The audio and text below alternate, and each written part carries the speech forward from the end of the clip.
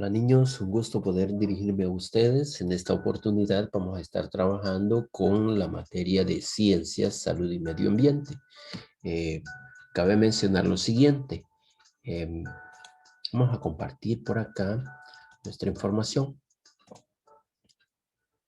Y como les decía niños, vamos a estar trabajando siempre con la fase 3, semana 10, en la unidad número 6, que se titula Nuestra amiga el agua. El contenido que vamos a estar desarrollando en esta oportunidad se llama Cambio físico del agua y otros materiales. Ahí tenemos como por ejemplo el papel, la plastilina, la madera, entre otros. Entonces, vamos a comenzar acá sobre qué son los cambios físicos. Entonces, nos hacemos esa pregunta. Profesor, ¿qué son los cambios físicos o qué es un cambio físico? Podemos definirlo de la siguiente manera. Los cambios físicos de la materia son cambios que alteran su forma sin modificar su composición. Dicho de otra forma, podemos decir que durante un cambio físico, la sustancia no varía, es decir, no implica una reacción química. Se trata de cambios de estado, de agregación de la materia, como por ejemplo, un estado sólido, como lo que es por ejemplo, en el agua, el hielo, en el- por ejemplo, la piedra, estados líquidos, el agua, que fluye en los ríos, en los mares, en los lagos, y un estado gaseoso, podemos decir, la evaporación o la condensación del agua. Y otras propiedades físicas como por ejemplo el calor, la densidad o el magnetismo.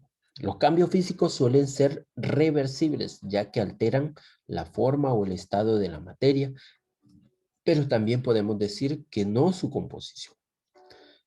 Como su nombre lo indica, los cambios físicos implican alteraciones en algunas de las propiedades físicas de la materia, como pueden ser su estado de agregación, su dureza, su forma, tamaño, color, volumen o densidad, como ya lo habíamos dicho.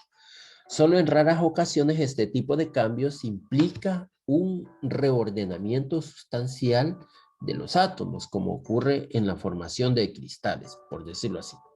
Por ejemplo, un hombre utiliza métodos físicos basados en cambios físicos de la materia, cotidianamente en la industria, en la medicina y en muchas otras aplicaciones.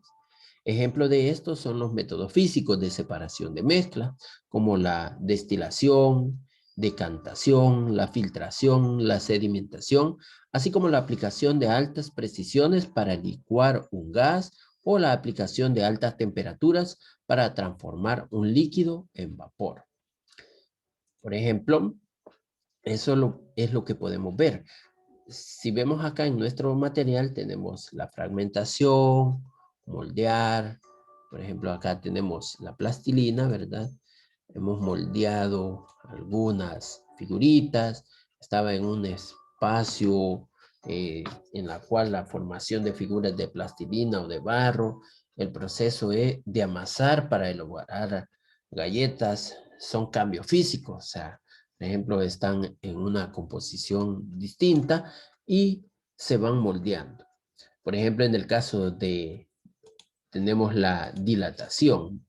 Veamos algunos. Por ejemplo, evaporación de líquidos. Por medio de este proceso se hace pasar un líquido a la fase de vapor, al administrarle calor. Por ejemplo, ustedes se han fijado cuando estamos hirviendo el agua, hervimos bastante agua y se nos va por alto que habíamos dejado agua en la cocina hirviendo. Cuando llegamos a ver, se ha evaporado, ya no hay casi nada de agua. También tenemos el proceso, en ese sentido tenemos la condensación de los gases, que es un proceso que consiste en enfriar y retirar el calor de un gas para que se transforme en líquido. Este proceso es opuesto a la vaporización. Por ejemplo, cuando nos bañamos con agua caliente y el vapor se condensa en el espejo y lo empaña de gotitas mínimas. Lo que ocurre es que el vapor está en contacto con el espejo, le transfiere calor que se condensa en forma de estas gotitas sobre el espejo. También tenemos la solidificación de líquidos, es el proceso mediante el cual al aumentar la presión, un líquido puede transformarse en sólido. Ejemplos más simples es el congelamiento del agua en hielo sólido, sin cambiar su composición química en absoluto.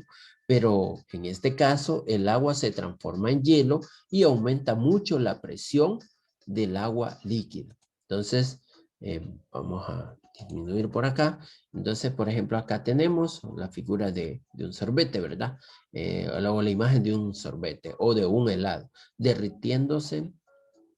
Es un ejemplo de cambio físico reversible, ¿verdad? ¿Por qué es reversible? Pues si se me hace líquido, yo prácticamente lo puedo echar en otro depósito y lo puedo meter al refri y automáticamente se vuelve a congelar, ¿verdad? Entonces hablábamos de la dilatación, y aquí dentro de la dilatación tenemos cambios físicos reversibles y otros cambios físicos que no son reversibles o irreversibles. Entonces, ¿qué más podemos decir de todo esto? Podemos decir que los cambios físicos, eh, permiten modificar la materia, pero o sea, solamente la transforma, ¿verdad? Eso es lo que nos referimos. Entonces también podemos decir que los cambios físicos son el tipo de transformaciones de la materia que alteran su estado, pero nunca su composición o naturaleza. ¿Qué podemos decir? Que se trata de aquellos cambios entre una forma u otra de la materia sin que se produzca una alteración química significativa, es decir, sin que un tipo de materia se convierta en otra. Por ejemplo, cuando tienes una hoja de papel, la puedes doblar, cortar o rasgar. Así modificas su apariencia física. Seguirá siendo papel, solo que en diferente tamaño y forma. Bueno, niños, espero haberme dado a entender y espero que esta pequeña clase nos haya servido. Más adelante voy a estar compartiendo la guía para que ustedes puedan ver qué es lo que vamos a realizar en ella y los distintos experimentos que vamos a ir realizando para que ustedes lo hagan en su casa y para que ustedes también lo hagan con supervisión de un adulto. Nunca lo vayan a hacer ustedes solos porque se pueden quemar.